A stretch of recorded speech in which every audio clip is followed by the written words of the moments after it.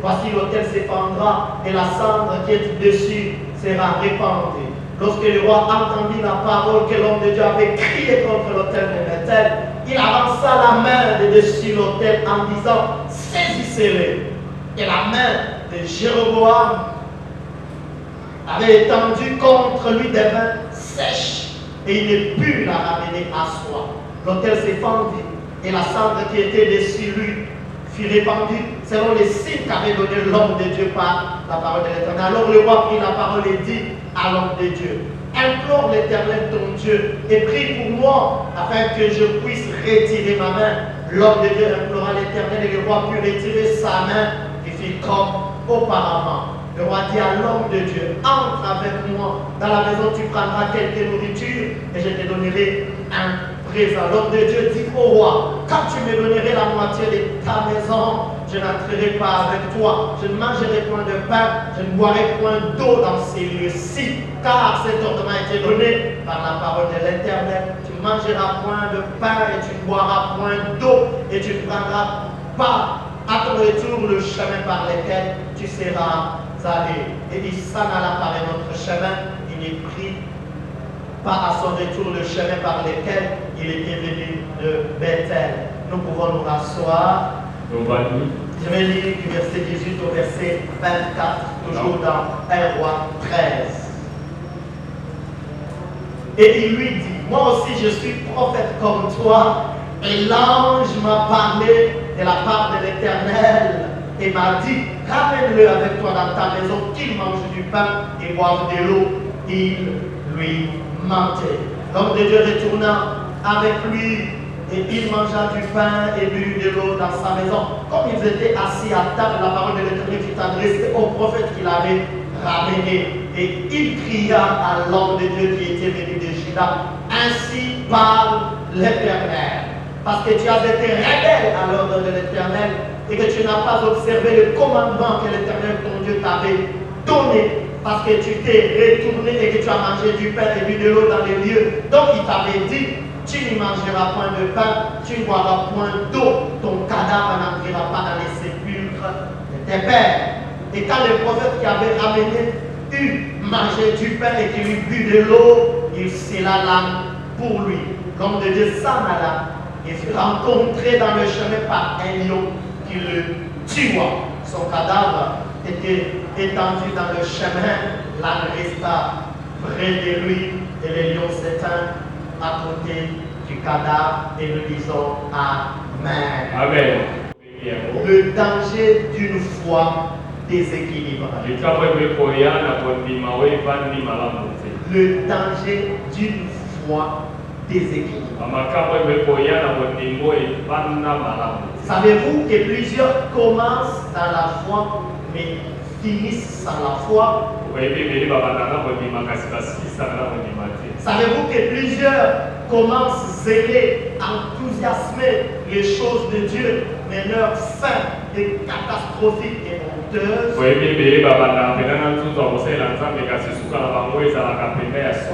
La Bible nous présente plusieurs personnes qui ont commencé bien, mais qui n'ont pas fini dans la foi. La Bible nous présente plusieurs personnes qui au départ donnaient l'impression d'avoir la véritable foi, mais qui en réalité avaient une foi déséquilibrée.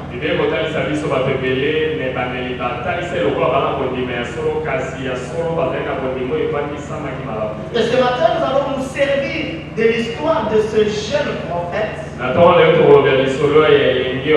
pour présenter les dangers qui se cachent derrière une foi déséquilibrée.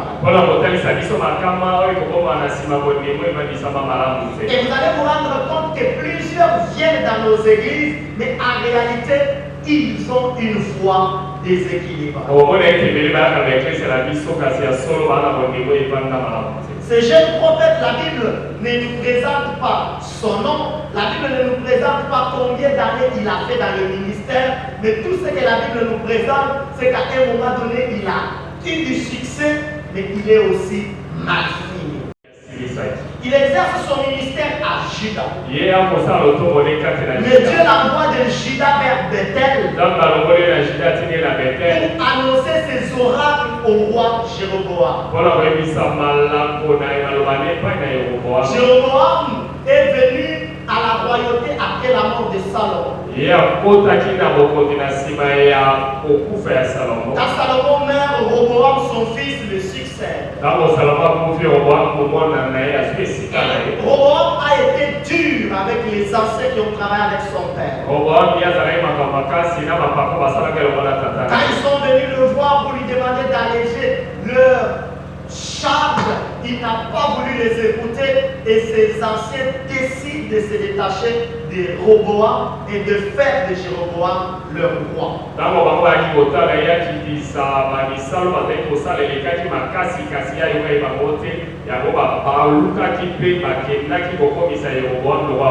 Et quand Jéroboam devient roi, il s'est dit, il ne faut pas que mon peuple continue à monter Jérusalem de peur qu'il m'abandonne pour s'attacher à Roboam.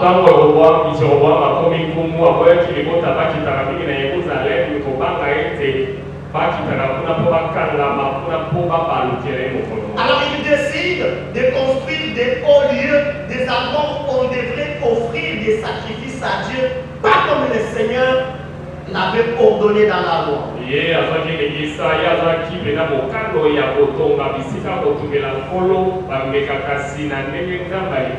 Alors Israël se retrouve dans la déchéance, loin de Dieu, séparé du vrai Dieu. Alors Dieu envoie ses prophètes. Et il va vers Jéroboam. Ce qu'il fait n'est pas bien. Ramène mon peuple vers moi. Et permettez-moi de dire, frères et sœurs, la mission de l'homme de Dieu, la mission de tout celui qui sert Dieu est premièrement de ramener ceux qui sont loin de Dieu à Dieu par Jésus-Christ. Et deuxièmement, d'édifier ceux qui sont déjà à Christ pour qu'ils continuent leur marche avec Dieu.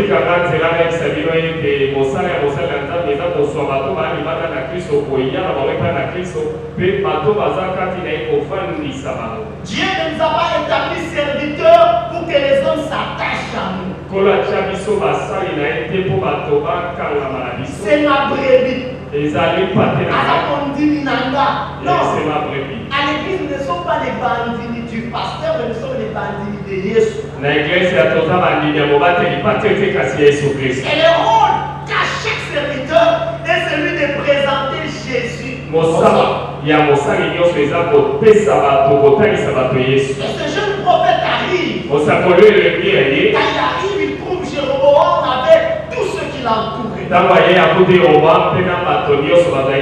Des miracles se produisent. Des grandes choses se produisent. Mais la fin de ce jeune prophète démontre qu'il avait une foi déséquilibrée. Alors nous allons parler du danger, les dangers d'une foi déséquilibrée. Quand on parle du danger, on fait allusion à ce qui est ordinairement suivi d'un malheur.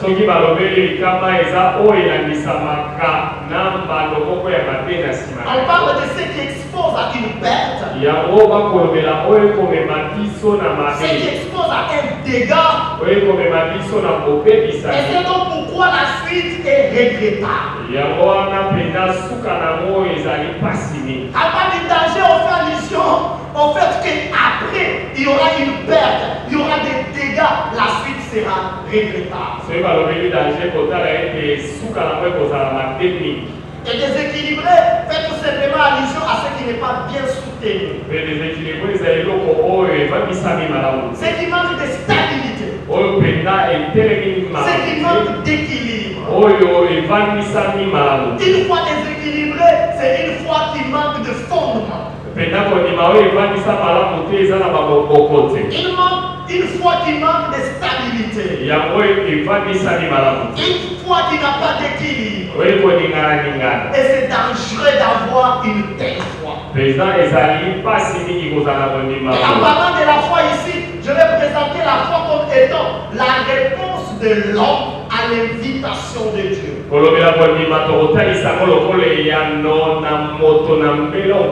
La réponse de l'homme à l'appel de Dieu. La foi, c'est la réponse que nous réservons à Dieu. Il nous appelle à plusieurs choses. Trois, c'est répondre à cet appel, à cette invitation. La première chose, c'est que la foi est le résultat de la parole. La foi vient de la parole. Il n'y a pas de foi sans la parole de Dieu. La Bible dit dans Romains chapitre 10 au verset 17. Ainsi la foi vient de ce que l'on entend. Et ce qu'on entend vient de la parole de Christ. Qu'écoutez-vous? Qu'entendez-vous? À quoi vos oreilles sont exposées? Le jeune prophète a eu la foi en écoutant l'Éternel. L'Éternel lui a dit, quitte Judas, va à Bethel. Il a eu la foi dans la parole. Et parce qu'il a cru dans cette parole, il est parti. Et en allant, il a fait tout ce que Dieu lui avait demandé, mais pas comme Dieu le voulait. Bien-aimés frères et sœurs, n'est pas homme des fois, femme des fois, quand on met de côté la parole. C'est la parole qui fait naître la foi. C'est la parole qui nourrit la foi. C'est la parole qui entretient la foi. C'est la parole qui fait grandir la foi. C'est aussi la parole qui maintient la foi. Il n'y a pas d'homme de foi sans la parole. Et aujourd'hui, nos églises sont devenues faibles. Leur vie chrétienne au passé.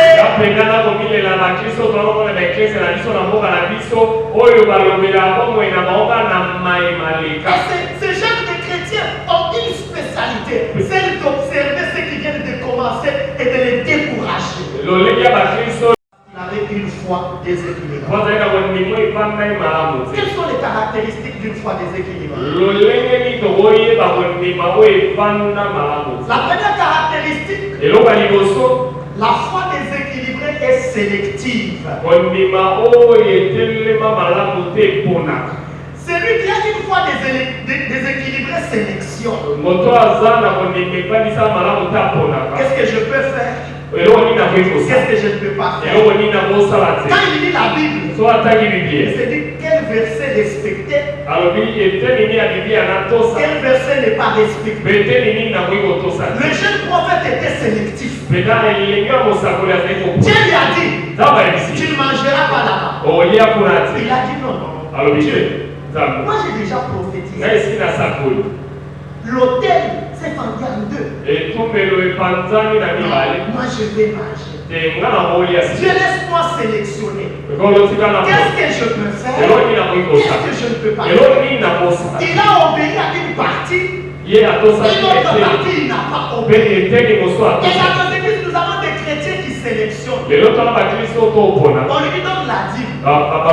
Non, pasteur, moi j'ai sélectionné. Parmi les choses que je ne fais pas, c'est donner la dîme. Il est jeune. On lui dit, garde-toi. Entre dans le mariage vierge ou chaste. Il dit, pasteur, moi j'ai sélectionné. Laisse-moi baiser, embrasser les jeunes filles au coin des routes. Laisse-moi ça, je ne le ferai pas.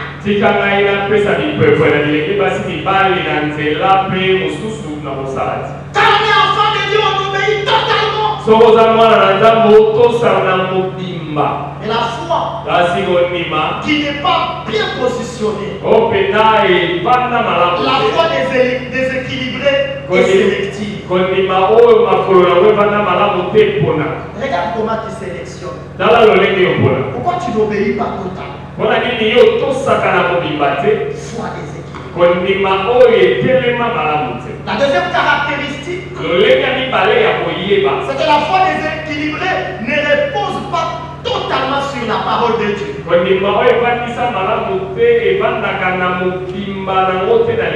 D'un côté, il y a la parole. De l'autre côté, les paroles des hommes.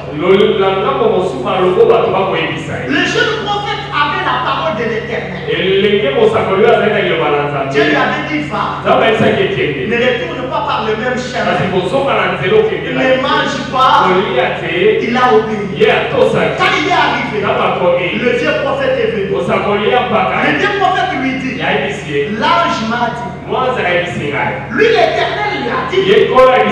Lui, l'ange l'a dit. Le jeune prophète dit, j'ai déjà fait quand même une partie de la parole. Laissez-moi aussi faire ce que ce vieux prophète m'a dit. C'est comme ça que dans nos églises, ceux qui ont la foi déséquilibrée, ils écoutent Dieu, mais ils écoutent aussi la tante qui lui a dit, viens consulter cette maman du quartier. Elle te dira pourquoi le mariage ne vient pas alors que tu as 35 ans.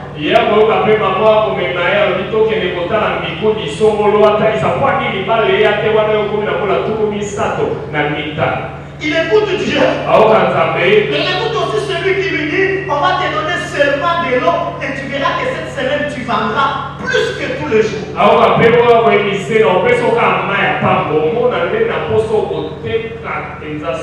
Foi déséquilibrée. Il écoute Dieu qui lui dit si le péché. Et de l'autre côté, il écoute aussi son petit copain. J'ai entendu une sœur dans notre église dire elle a arrêté la relation avec un frère de l'église. Elle dit ce frère-là me bouscule trop pour faire le péché. La dernière fois, il m'a dit embrasse-moi. Je lui ai dit je ne peux pas faire ça. Attendons le mariage. Et puis il m'a dit est-ce que toi, tu sais que le frère, là, prédicateur qui s'est marié, lui n'a pas embrassé sa fiancée pendant le fiançailles? Non, ce sont aussi des hommes. Ils ont aussi fait ça. Faisons seulement.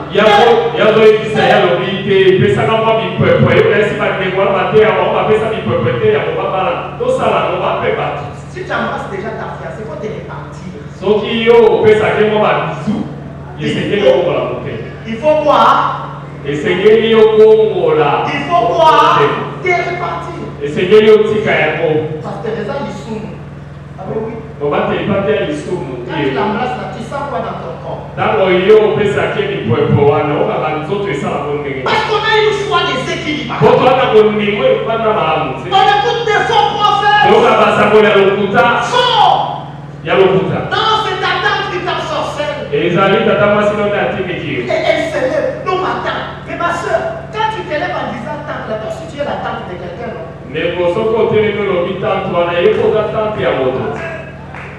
Faux prophète. Aujourd'hui, l'église est fragile parce que le chrétien de nos églises écoute la parole dimanche, mais les autres jours, ils écoutent les personnes qu'il ne fallait pas écouter.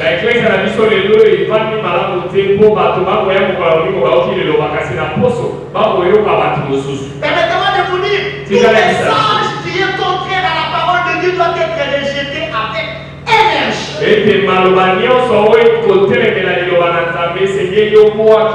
Je n'ai pas besoin de discuter avec toi. Tant que ce n'est pas biblique.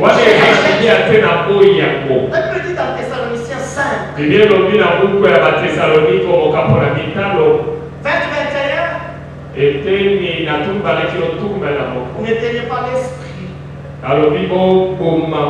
Ne méprisez pas les prophéties. Examinez toutes choses. Pourquoi quand tu n'examines pas? On est venu te voir, non? Je connais quelqu'un. Il fait sortir les pierres. Tu commences à trembler. Examine. Foi déséquilibrée. Troisièmement, une foi déséquilibrée est une foi émotive. Basée sur les émotions. Ceux qui ont une foi basée sur les émotions dansent à l'église quand la musique est bonne. Généralement, ils disent ils disent aujourd'hui on n'a pas bien pensé. Parce que ces émotions n'ont pas été touchées. Quand il y a chaud, tu enlèves la veste devant. Et puis à quoi il jette devant les gens. Ta foi est basée sur les émotions. Et les jeunes prophètes avaient une foi basée sur les émotions. Ils avaient déjà faim. Le Dieu veut lui dire, lâche ma dimanche. C'est vrai. Parce que les miracles que Dieu opéré là-bas, ça m'a donné la faim. C'est seulement que Dieu m'a entendu.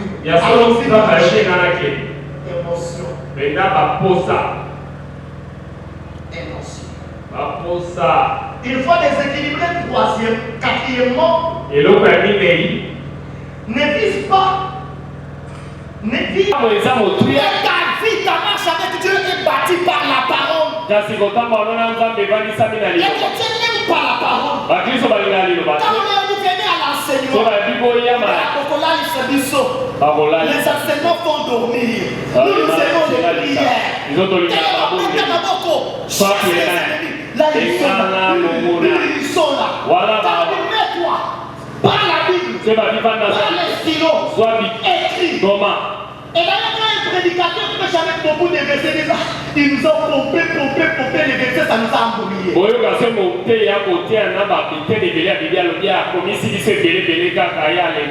Une fois des spectacles. Et on est derrière là où il y a les spectacles. Nous ne pose pas les mains. Qui vous a dit que pour que Dieu fasse dans ta vie, il faut qu'on te pose là? On a des syndromes. Naman. Il est parti voir Élisée. Élisée a dit, va te jeter dans le Jourdain. Moi, me jeter dans le Jourdain. J'ai pensé qu'il allait sortir, poser les mains. Ce n'est pas l'imposition de main qui te fait avancer.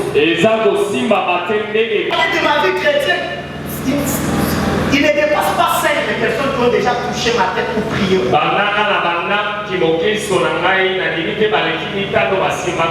coin de la route, on te pose là. Au marché, il est venu en train de prêcher au marché. Moi, mon Seigneur, tu as péché mon tour. Prie pour moi. Une fois des spectacles. Une fois des équilibrés. Le jeune prophète avait cette foi déséquilibrée. Il a aimé les spectacles. Dieu n'est pas impressionné par l'apparence. Dieu est impressionné par ce que nous sommes dans le secret. Qui est toujours dans le secret.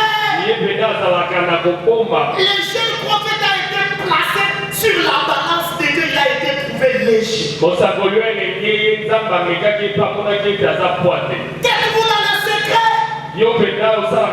Elle me dit que dans le secret, mais vous voulez apparaître comme chrétien. Voilà, mais vous voulez apparaître comme chrétien. Menteur, pécheur, corrompu.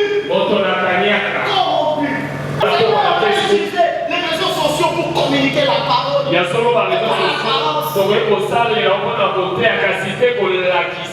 Chrétien d'apparence. Comment tu as des promotions au travail? J'ai une histoire qui m'a fait mal. Un homme qui prie dans l'église. Marié. On le respecte. Visiblement une bonne famille. Mais homosexuel. Travailleur dans l'île des banques de Kinshasa. Mais homosexuel. Il a pris promotion. Il a pris promotion. Mais homosexuel. Avec ces chefs qui sont des expatriés. Mais il donne l'impression d'être correct. Il est en dehors de sa maison. Un chrétien est vrai. Un chrétien n'est pas hypocrite. Un chrétien n'a pas de vernis. Si on gratte un peu ton vernis, qu'est-ce qu'on va découvrir au fond de toi? Qu'est-ce qu'on va découvrir? C'est comme ça que l'église est devenue fragile. Parce qu'on a des personnes qui ont les vernis de la chrétienté. Mais au fond, ce sont des païens. Au fond, ils n'ont pas la foi. Au fond, ils n'aiment pas Dieu. Au fond, ils n'aiment pas l'église. Au fond, ils n'aiment pas les choses de Dieu. Et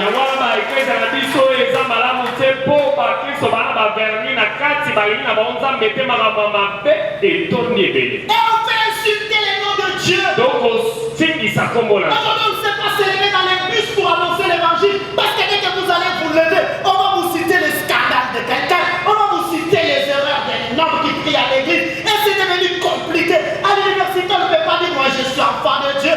Au travail, on ne peut pas parler de Dieu. Parce qu'il y a des chrétiens avec vernis qui font insulter les noms de Dieu.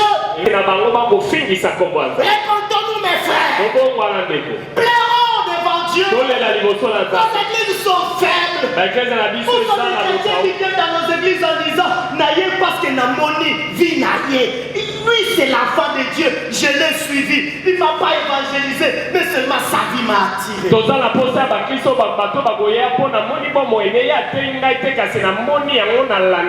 dans le quartier, les gens nous fuient. J'ai appris à l'église, chez nous là-bas. Un moment, on est parti pendant une action pour évangéliser dans un quartier. Les gens touchent les invitations. Oh, quoi? Là-bas, quoi? Mais on a vu votre sœur de l'église qui est partie participer à une compétition. Elle est habillée bizarrement. Elle était ceci, elle était cela. Elle venait nous inviter dans votre église. On ne viendra pas. Donc, il est côté à Saoumala, Motoké, Okuta, Batomo, Babi, là-bas, on est si quand des fois, moi, si à Sambela, à Guinée, on a un concours à la Tibilama, Mickey, kuna penda tokendeti.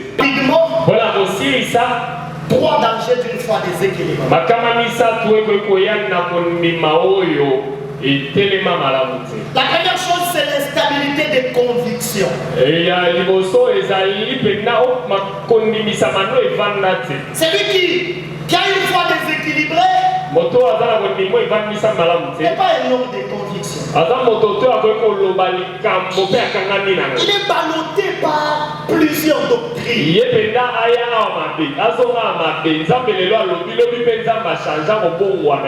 Ballotté par plusieurs choses. Regardez-le quand il entre dans la gloire. Ballotté. Il oublie Dieu. J'ai entendu cette histoire, je donnais cet exemple au premier culte. Une fille qui a commencé à l'école.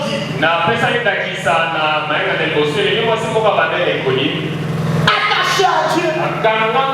Elle finit les études. Il est engagé. Dans la gloire.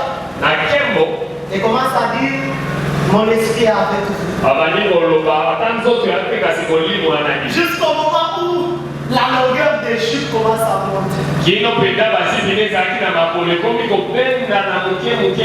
seulement la longueur des chutes, elle commence à placer des chaînettes jusqu'au moment où il était devenu invisible. Elle sortait avec le dirigeant de l'entreprise. Elle a trouvé une maison. Et c'était fini. Comment vous faites pour quitter chez vous sans qu'on ait donné et aller vivre avec un homme? Les gens me regardent, disent il est venu du village à Kinshasa. La parole de Dieu n'est pas chinoise. La parole de Dieu n'est pas congolaise. Comment vous faites? On ne t'a pas doté. Et aucun n'a eu au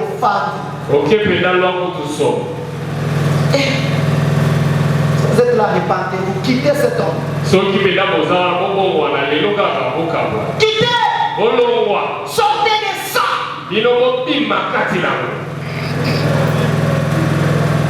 Instabilité dans les convictions.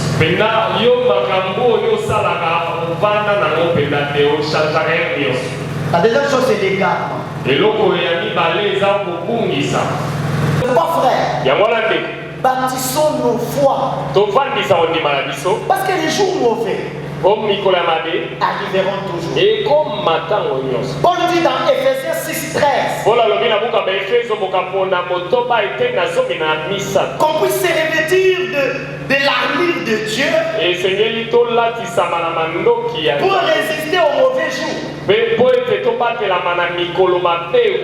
mauvais jours existent. Bâtissons nos foi pour qu'un jour mauvais nous puissions résister.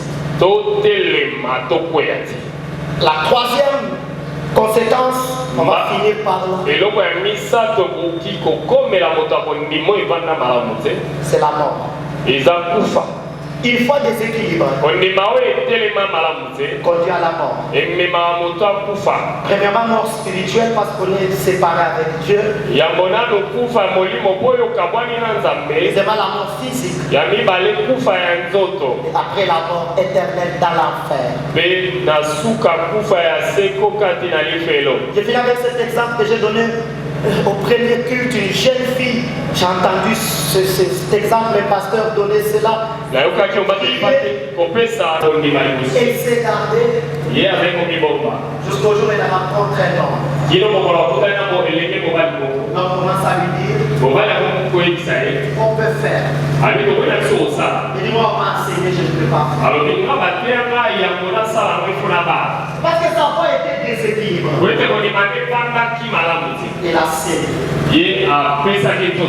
Une fois, deux fois, et l'homme est parti. Il est rentré dans son pays en disant je vais retourner pour dodo. Il est parti. Son téléphone n'est pas sécurisé. Et la jeune fille a constaté seulement que son corps s'est détérioré. Il est parti à l'hôpital. Dépistage. Il était atteint. Je me suis gardé toute la vie. Seulement 2 fois. Dieu te dit garde-toi jusqu'à l'éternité. Garde-toi jusqu'au mariage. Elle n'a pas pu supporter 2 ans après. Il est mort. Une fois non parti. Une fois non stable. Une fois déséquilibrée. Conduit à la mort. Mais ce matin, Dieu n'est pas venu pour que tu partes à la mort. Il est venu booster ta foi. Que tu aies la vraie foi. Et ma prière pour toi, que tu aies cette foi t'amènera jusqu'à l'éternité. Que Dieu puisse ta parole.